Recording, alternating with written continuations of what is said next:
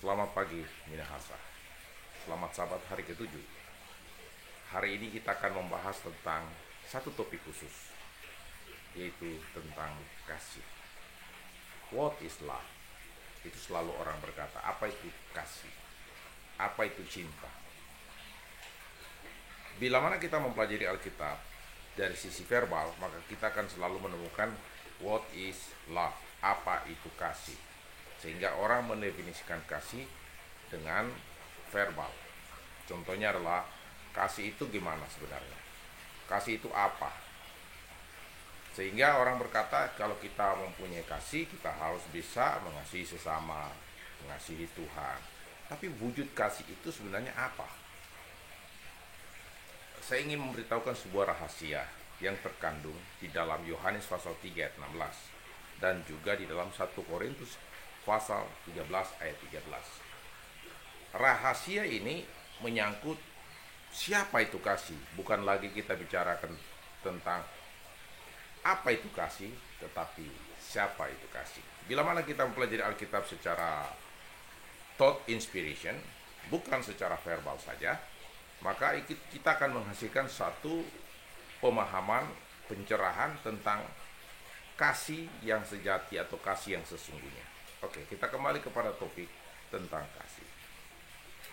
Di dalam Yohanes pasal 3 ayat 16 disebutkan bahwa begitu besar kasih Allah. Karena begitu besar kasih Allah. Kasih Allah. Jadi ini kita harus lihat ini. Allah tidak bisa dipisahkan oleh kasih. Karena Allah itu juga adalah kasih. Sehingga bukan lagi kita bicara tentang apa yang dilakukannya, tetapi siapa yang melakukan kasih itu. Who is love? Siapakah kasih itu? Karena begitu besar kasih Allah. Jadi Allah lah kasih itu. Sehingga ia mengaruniakan dirinya sendiri. Ini ayat yang bagus. Mengaruniakan anaknya yang tunggal. Anak yang tunggal ini Allah itu sendiri. Dia menjadi manusia. Allah menjadi manusia dalam daging. Yang kita kenal dengan Allah beserta kita, yaitu Immanuel atau Yesus Kristus. Nama lain dari Yesus, Immanuel. Jadi kita harus melihat Alkitab ini bahwa Yohanes 3 ayat 16 bukan bercerita tentang apa itu kasih, tetapi ia ingin menceritakan siapa itu kasih, sehingga ia mengaruniakan anaknya yang tunggal. Jadi sebuah tindakan kasih diwujudkan di dalam dirinya sendiri, sehingga dia mengaruniakan dirinya sendiri, mengutus dirinya sendiri di dalam rupa manusia yang disebut dengan anak yang tunggal. Sehingga setiap orang yang percaya kepadanya tidak binasa. Jadi ia memberikan garansi hidupnya sendiri untuk menjamin semua orang yang percaya tidak binasa. Nah, sering ayat ini juga membuat kita membatasi tentang keselamatan kekal yang diberikan Tuhan, membatasi kasih Tuhan itu kepada alasan percaya. Mereka yang belum percaya akan binasa dong. Saya ingin katakan, membuat orang menjadi percaya bukan juga karya manusia, tetapi karya Tuhan itu sendiri.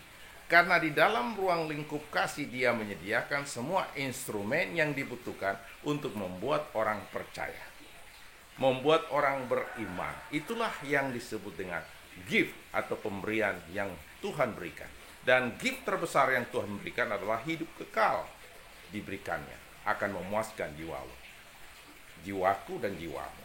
Itulah sebabnya ada lagu sangat indah. Hidup kekal diberikannya, memuaskan jiwaku. Hidup kekal itu akan memberikan kepuasan yang sejati, karena dia yang memberikan garansi. Jadi kembali kepada kasih. Kasih itu tidak bisa dibatasi oleh person, oleh dalam pengertian apa yang dilakukan oleh seseorang. Tetapi kasih itu adalah diri Allah itu sendiri. Nah, kalau diri Allah itu sendiri masuk di dalam diri manusia, dan manusia itu akan mampu memproduksi kasih. Karena diri manusia itu tidak mampu memproduksi kasih tanpa karya Tuhan di dalam dirinya. Itulah sebabnya kasih manusia itu akan kasih yang sifatnya selalu menuntut balas. Tetapi kasih yang akan Tuhan hasilkan dalam hidup manusia adalah kasih agape. Kasih yang tidak menuntut balas, kasih yang ikhlas, kasih yang memberikan seluruh hidupnya.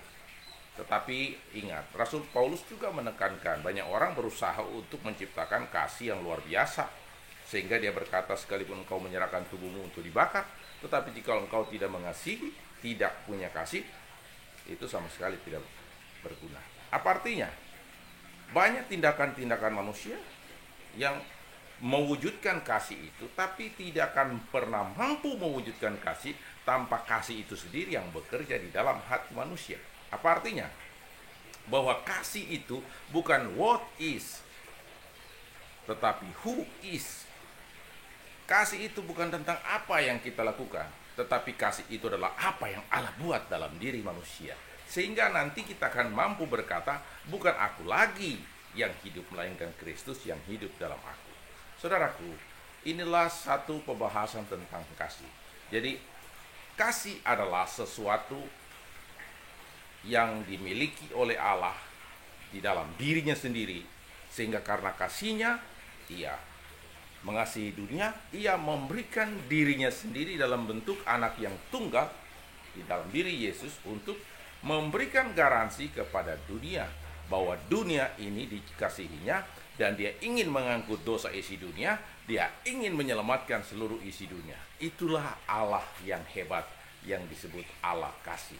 Allah yang mengasihi dan menyayangi, rahmani dan rahimi. Tuhan Yesus adalah perwujudan dari person kasih yang sesungguhnya, yaitu Allah tinggal di dalam diri manusia. Dan Allah memberikan garansi dengan memberikan satu kepastian bahwa dengan kasihnya semua umat manusia di atas dunia ini, semua dosa dari tahun Adam sampai akhir zaman akan diangkut dan diselesaikan oleh Yesus. Dan itu telah diselesaikannya di kayu salib dengan berkata, "It is finished." Tuhan Yesus memberkati kita. Haleluya.